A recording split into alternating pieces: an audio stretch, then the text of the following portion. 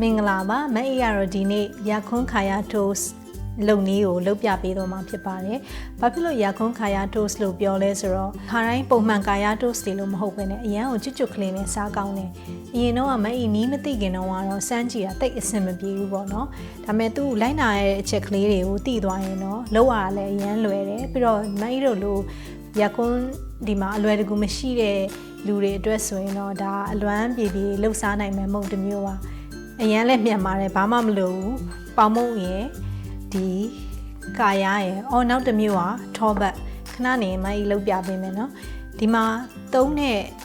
ပေါင်မုံကတော့မအီဟိုးမီကိုသုံးပေးထားပါတယ်တကယ်လို့ဖြစ်နိုင်မယ်ဆိုရင်တော့ဆိုင်နေမှာအလွယ်တကူရှာရလို့ရှိရင်လေစင်ကာပူဘက်မှာဆိုရှိတတ်တဲ့ဖြူဖြူလေးတွေလေပေါင်မုံအဖြူလေးအဲ့ဒါကိုသုံးပေးရင်တော့အဲ့ဒီကပုံစံတိုင်းချွတ်စွတ်ကိုထွက်ပါလိမ့်မယ်ဒါကတော့မအီသုံးထားတာကတော့ဟိုးမီဆိုတော့နည်းနည်းလေးတော့ခွဲဒါပေမဲ့ဆိုင်ကလုတ်တလို့ပဲပုံစံမျိုးထွက်ပါတယ်လုပ်ကြည့်ကြအောင်နော်ခါရထုတ်စအတွက်အဓိကပါတဲ့ပစ္စည်းတွေကတော့ဒါဂျုံချမ်းပေါင်မုံမအီခုနပြောသလိုပဲပေါင်မုံအဖြူသုံးနိုင်ရင်ပိုတောင်ကောင်းသေးတယ်ပြီးလို့ရှိရင်ထောပတ်ပါမယ်မအီကတော့ salted butter ကိုသုံးပေးထားပါတယ်နည်းနည်းငံတဲ့အရသာလေးရခြင်းလို့ဒါမှမဟုတ်ရင်လည်းရိုးရိုး unsalted ကိုလည်းသုံးလို့ရတယ်ပြဿနာမရှိဘူးဒါကတော့ခါရ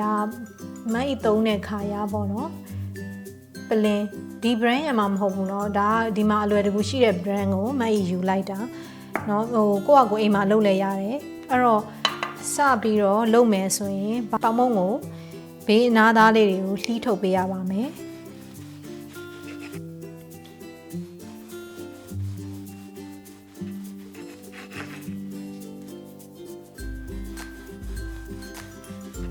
ဒီလိုရလာတဲ့ဘေးနားလှီးထားတဲ့ပေါင်မုံလေးတွေကိုမအီတို့ကတိုစတာနဲ့ခဏလေးกินပေးမယ်ပြီးရင်မီးပူချိန်ကိုမီဒီယမ်လောက်ထားပြီးတော့ခဏกินပေးမယ်နည်းနည်းလေးချွတ်သွားအောင်ပါနော်ရလာတဲ့ပေါင်မုံကိုဒီလိုလေးခလဲကောင်ကနေဓားလေးနဲ့လှီးပေးမယ်နော်ဒါကအဓိကအချက်ပဲရိုးရိုးကြီးသွားတုပ်လိုက်လို့ရှိရင်ကာရရဲ့အရသာပေါင်မုံထဲကိုအဲ့လောက်ကြီးမစိမ့်တော့ပေါင်မုံကထူနေတဲ့ခါကျတော့အဲ့တော့ဒီမှာပေါင်မုံကလုံးဝကိုပပလှက်လက်ကလေးဖြစ်မှကာရရဲ့အရသာဝင်မှာโอเค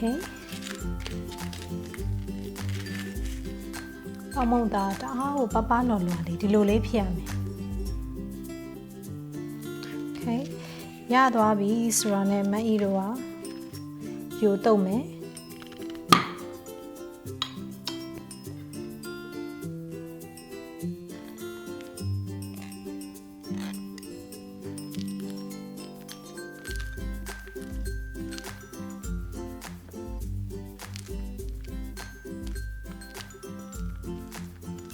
ပြီးရင်ထောပတ်ကို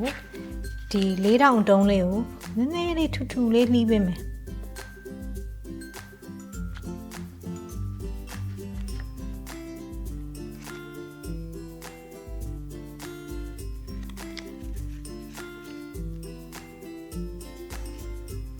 ပြီးလို့ရှိရင်ဒီထောပတ်ကိုပဲမအီကနှစ်ချမ်းလေးပြန်ချမ်းမယ်ဒီလိုပေါ့တင်ပေးမယ်ပြီးရင်ခုနအချက်နဲ့တစ်ချမ်းလေးနဲ့ပြန်အုပ်လိုက်ရင်ရပြီလှုပ်စားကြည့်သေးလားပူပူလေးစားလို့ရှိရင်အရန်ချွတ်ချွတ်ကလေးနဲ့စားလို့ကောင်းတယ်ဒါဆိုရင်တော့ရခွန်းခါရ toast လုပ်နေပြီးပါပြီလွယ်လွယ်လေးပါပဲလိုက်လုပ်ကြည့်ကြအောင်နော်နောက်မှတွေ့ကြတာပေါ့